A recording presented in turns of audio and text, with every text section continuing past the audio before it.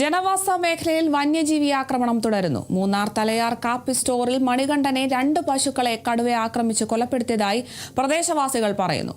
ഇതോടെ പ്രദേശവാസികൾ വീണ്ടും ഭീതിയിലായി. പ്രദേശത്ത് കടുവയുടെ കാൽപ്പാടുകളും കണ്ടെത്തി.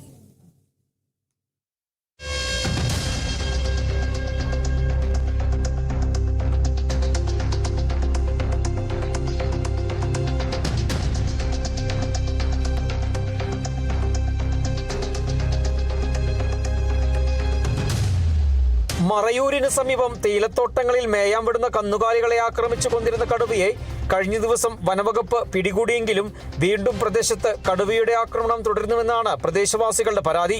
കഴിഞ്ഞ ദിവസം കാപ്പി സ്റ്റോറിൽ മണികണ്ഠന്റെ 2 പശുക്കളെ കടുവ ആക്രമിച്ചു കൊന്നു. പ്രദേശത്ത് ഭീതി വരുത്തിയിരുന്ന കടുവ മാർച്ച് 31-ന് പാമ്പമലയിൽ സ്ഥാപിച്ചിരുന്ന കൂട്ടിലകപ്പെട്ടിരുന്നു. ഈ കടുവയെ വനവകുപ്പ് പെരിയാർ ടൈഗർ റിസർവിൽ തുറന്നുവിടുകയും ചെയ്തു.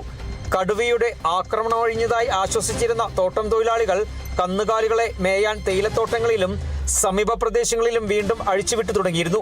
ഇതിനിടയിലാണ് വീണ്ടും പ്രദേശത്ത് കടുവയുടെ ആക്രമണത്തിൽ കന്നുകാലികൾ ചത്തത്. കടുവയുടെ സാന്നിധ്യം പ്രദേശവാസികളെ വീണ്ടും ഭീതിയിലാഴ്ത്തുന്നുണ്ട്. പ്രദേശത്ത് കടുവയുടെ കാൽപ്പാടുകളും കണ്ടെത്തിയതായി പ്രദേശവാസികൾ പറയുന്നു.